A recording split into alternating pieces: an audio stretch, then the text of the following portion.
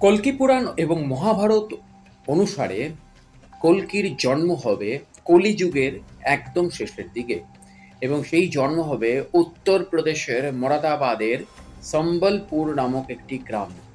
কল্কির বাবা হবে বিষ্ণু ইয়াসকাস এবং সুমতি নামে একজন ব্রাহ্মণ দম্পতি।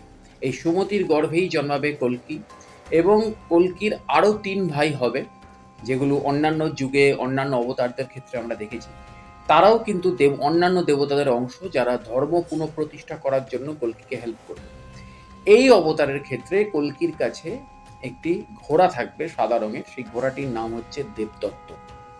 এই কল্কি অবতার সে কিন্তু মানে আমরা যদি কলিযুগ ধরি তাহলে কলিযুগ কিন্তু শুরু হচ্ছে শ্রীকৃষ্ণের মৃত্যুর দিন থেকে, আর শ্রীকৃষ্ণের মৃত্যুর দিন নির্ধারিত হয়েছে 3102 খ্রিস্টপূর্বাব্দের 17ই ফেব্রুয়ারি অথবা 18ই ফেব্রুয়ারি।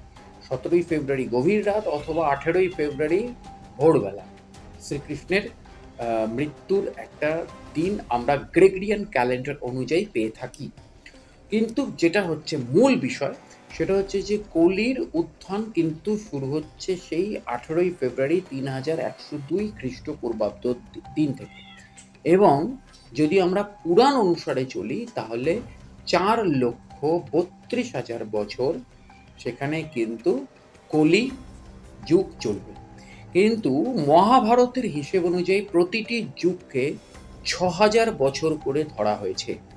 সেখানে দাঁড়িয়ে 4টে যুগ হচ্ছে, অর্থাৎ সত্যযুগ, ত্রেতা যুগ, দাপর যুগ এবং কলিযুগ।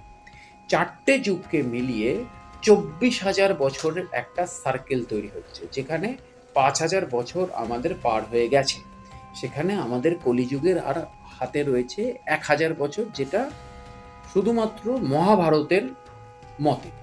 কিন্তু কল্কি পুরাণ মতে বা হিন্দু পুরাণ মতে কলিযুগ এখনো 4,27,000 বছর চলবে, কারণ সবে মাত্র 4,32,000 কলিযুগের যে ডিউরেশন, তার মধ্যে মাত্র 5,000 বছর আমরা ক্রস করেছি কৃষ্ণের মৃত্যুর দিন, অর্থাৎ 3102 খ্রিস্টাব্দের 18ই ফেব্রুয়ারি থেকে আজ 2024-এর এই 26শে জুন 27শে জুন পর্যন্ত। তো এক্স্যাক্টলি এই যে সময়টা, এই সময়টার শেষে মহাভারতের হিসাব অনুযায়ী ঠিক এটা উল্টো হয়ে যাচ্ছে, কারণ মহাভারতের হিসাব অনুযায়ী প্রত্যেকটা যুগকে 6,000 বছরের ধরা হয়েছে এবং সেটা 4টে যুগ মিলিয়ে 24,000 বছরের পৃথিবীর সার্কুলেশন। তো এক্স্যাক্টলি সেই জায়গা থেকে দাঁড়িয়ে কলির মহাভারতের যদি আমরা রেফারেন্স দিই, যেহেতু এখানে অশ্বত্থামা ক্যারেক্টারটা আসছে এবং সেই জায়গা থেকে দাঁড়িয়ে এখানে উত্তরা ক্যারেক্টারটা আসছে, যেখানে মৃণাল ঠাকুর চরিত্রটা করছে, অভিনয় করছে। তো এক্স্যাক্টলি সেই জায়গা থেকে দাঁড়িয়ে কিন্তু আমরা মহাভারতের রেফারেন্স ধরলে 2898 খ্রিস্টাব্দ কিন্তু কলিযুগের শেষ বছর। এবং উত্তরপ্রদেশের সম্বল গ্রাম হিসেবে এখানে কিন্তু কাশীকেই এস্টাবলিশ করা হচ্ছে, কারণ আমরা সবাই জানি কাশী মানেই বারাণসী, এবং বারাণসী মানেই নরেন্দ্র মোদীর সাংসদ ক্ষেত্র, মানে যেখান থেকে উনি প্রধানমন্ত্রী হন এবং শিবের আদি বাসস্থান। এবং সেইখান থেকে দাঁড়িয়ে কিন্তু এই গল্পটাকে কাশী বিশ্বনাথকে কেন্দ্র করে, যার জন্য প্রভাসের চরিত্রটা এখানে ভৈরবার ক্যারেক্টার। তো এক্স্যাক্টলি সেই জায়গা থেকে দাঁড়িয়ে এখানে কিন্তু কলিযুগের এস্টাবলিশমেন্ট এরকমভাবেই হচ্ছে। এবং রাজা পরীক্ষিত অর্থাৎ কলিযুগ একজন দৈত্য, একজন অসুর, যে চরিত্রটা এখানে কমল হাসান করছে, রাজা ইয়াস্কিনের চরিত্র, এবং কমল হাসানের এজেন্টের চরিত্র মানসের ক্যারেক্টারটা করছে শাশ্বত চট্টোপাধ্যায়।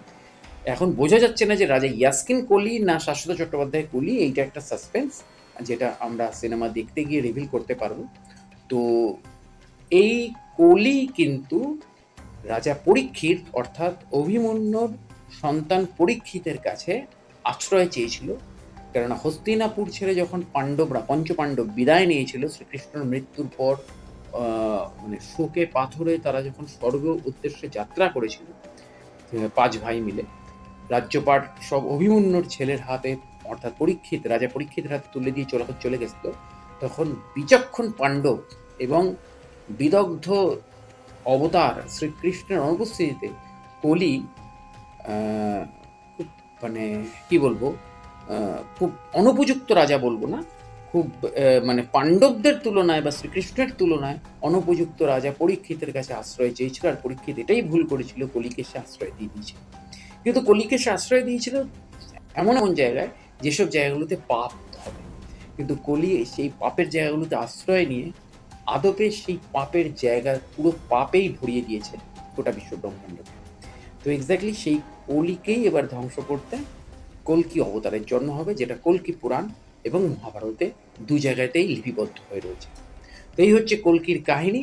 বাকিটা কালকি 2898 এডিতে আমরা দেখতে পাবো, কেননা গল্পটাকে খুব সুন্দর মেলাচ্ছে। কেননা টিজার এবং পরপর দুটো ট্রেলারকে মেলালে গল্পের যে রেফারেন্সগুলো আমরা পাচ্ছি এবং সর্বশেষ প্রভাসের হাতের ট্যাটু, সেই ট্যাটুরও একটা ব্যাখ্যা আছে, কিন্তু সেই ব্যাখ্যাটা আমি এখানে আর দিচ্ছি না, তাহলে একটা বিরাট ভাস্ট অধ্যায় তৈরি হয়ে যাবে।